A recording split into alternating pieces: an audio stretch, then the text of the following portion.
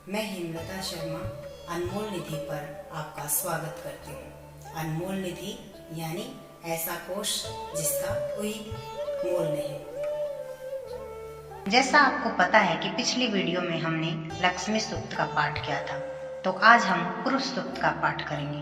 क्योंकि लक्ष्मी के साथ साथ आप पुरुष सूक्त का पाठ करेंगे तो लक्ष्मी जी भगवान विष्णु के साथ आपके घर में विराजमान होंगी। इन सूक्तों के जप और पाठ से सभी प्रकार के क्लेशों से मुक्ति मिल जाती है। व्यक्ति पवित्र हो जाता है और उसे मनोवांछित वस्तु की प्राप्ति होती है। वेद में भगवान नारायण को ही विराट और परम पुरुष के रूप में दिखाया गया है। उनकी स्तुति का वर्णन पुरुष सूक्त में किया गया है। अथ पुरुष सूक्तम। ओम सहस्रशीर्षा पुरुषः सहस्राक्ष सहस्रपात् स भूमि सर्वतः स प्रत्यतिष्ठद्य सांगुलम्। अर्थात परमात्मा अनंत सिरों, अनंत चक्षुओं और अनंत चरणों वाले हैं। वे इस संपूर्ण विश्व की समस्त भूमि को सब ओर से व्याप्त करके 10 अंगुल ऊपर स्थित हैं। अर्थात वे ब्रह्मांड में व्यापक होते हुए उसके बाहर भी व्याप्त हैं। अर्थात वे सर्वत्र विद्यमान हैं। पुरुष एवेद सर्व यत् भूतं यच्च भाव्यम उत्तामृतवस्य सानो यद्दन्निनातिरोहति। इसका अर्थ यह है कि यह जो इस समय वर्तमान जगत है, जो बीत गया है और जो आगे होने वाला है, यह सब वे परम पुरुष ही हैं। इसके अतिरिक्त वे देवताओं के तथा जो अन्न से भोजन के द्वारा जीवित रहते हैं, उन सब के भी ईश्वर हैं। अर्थात जो कुछ हुआ है या जो कुछ होने वाला है, सो सब परम पुरुष अर्थात परमात्मा ही हैं। एतावानस्य महिमातो जयाजंस पुरुषः पादो अस्य विश्वभूतानि त्रिपादस्य मृतं द्विहि। यह भूत भविष्य वर्तमान से संबद्ध समस्त जगत इन परम पुरुष का वैभव है। वे अपने इस विभूति विस्तार से भी महान हैं।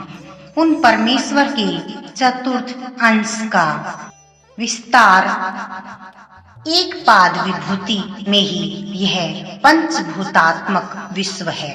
उनकी शेष त्रिपाद विभूति में वैकुंठ, गोलोक, साकेत, शिवलोक आदि शाश्वत दिव्यलोक हैं।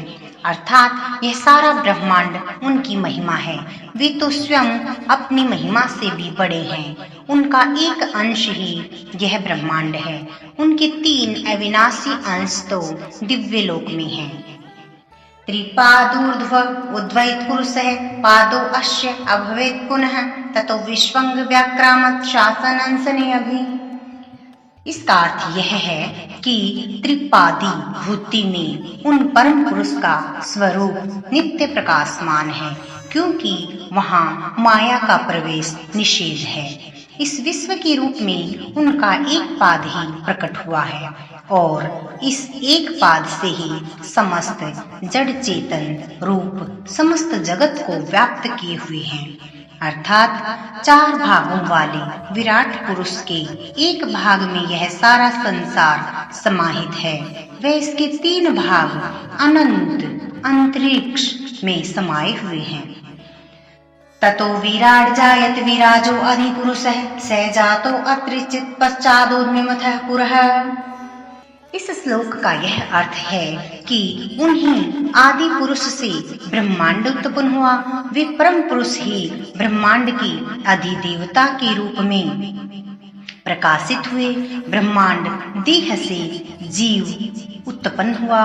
बाद में उन्होंने भूमि, लोक और शरीर देह मानव तिर्यक शरीर उत्पन्न किए। उनमें से ऋतु, यज्ञ, पशु, छंद, अन्न, मेघ, जाति, सूर्य, चंद्र, इंद्र, अग्नि, वायु, स्वर्ग, अंतरिक्ष आदि की उत्पत्ति हुई।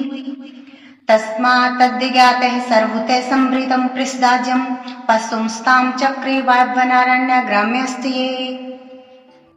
इसका अर्थ यह है कि जिसमें सब कुछ हवन किया गया है, उस यज्ञ से उस विराट पुरुष ने दही, घी आदि उत्पन्न किए और वायु में, हवन में एवं ग्राम में रहने योग्य पशु उत्पन्न किए। इन मंत्र में यज्ञ का यज्ञपति भी वही ब्रह्म बताया गया है। तस्मात् तद्ज्ञाते सुरविहुते ऋच सामानि जगीरे छंदासि जगीरे तस्मादस्मज्जायते। इसका अर्थ यह है कि उस विराट यज्ञ पुरुष से ऋग्वेद और सामवेद के मंत्र उत्पन्न हुए, उसी से यजुर्वेद एवं अथर्ववेद के मंत्र उत्पन्न हुए और उसी से छंद भी उत्पन्न हुए। तस्मादस्वाहा जायन्ते ये के च उभयोदते गावो है जगीरे तस्मात् जाता जावे है।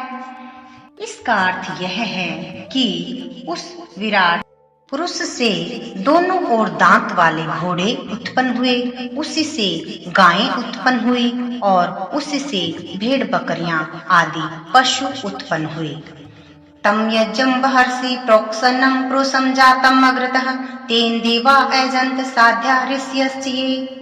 इसका अर्थ यह है कि देवताओं, मंत्र दृष्टा ऋषियों और योगाभ्यासियों ने सर्वप्रथम प्रकट हुए उस विराट पुरुष को सृष्टि यज्ञ में अभिषिक्त करके उस परम पुरुष से ही यज्ञ का प्रादुर्भाव हुआ। यत् पुरुषं वै दधु कतिधा वै कल्पन् मुखम किं मश्यासे किं बाहु किं रूपादा उच्चेत। इसका अर्थ यह है कि उस परम पुरुष का ज्ञानी जन विविध प्रकार से वर्णन करते हैं। उसकी कितनी प्रकार से कल्पनाएं की गई, उसका मुख क्या था, उसके बाहु क्या थे, उसके जंघे क्या थे और उसके पैर क्या हैं। शारीरिक संरचना में वह पुरुष किस प्रकार पूर्ण बना।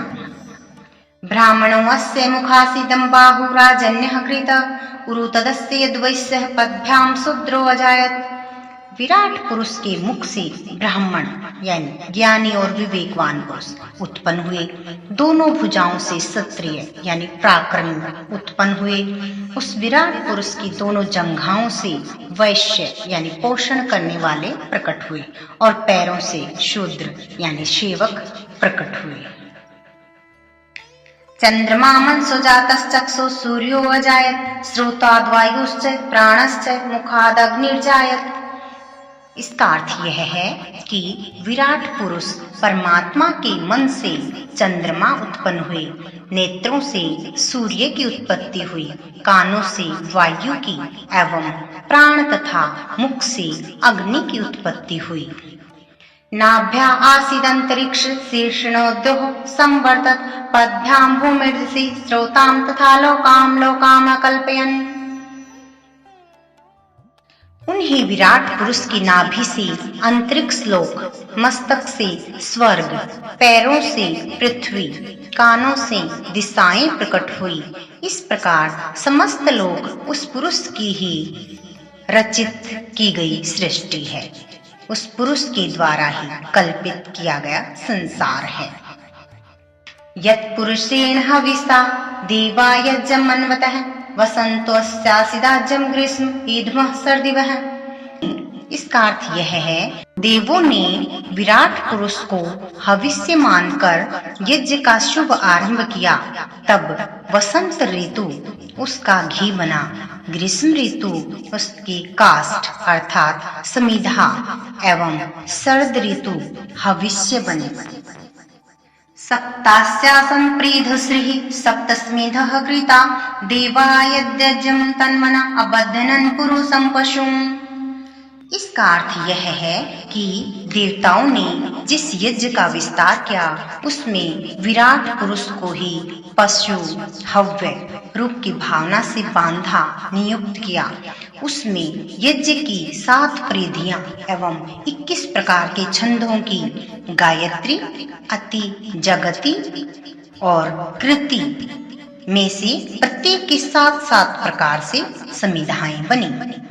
यज्ञेन यज्ञमेजन्त देवास्तानि धर्माणि प्रथमन्यासन् तेह नाकं महिमानः सचन्त यत्र पूर्वे साध्याः सन्ति देवाः। इसका अर्थ यह है कि देवताओं ने यज्ञ के द्वारा यज्ञ स्वरूप विराट पुरुष का आराधन यजन किया। इस यज्ञ से सर्वप्रथम धर्म उत्पन्न हुए।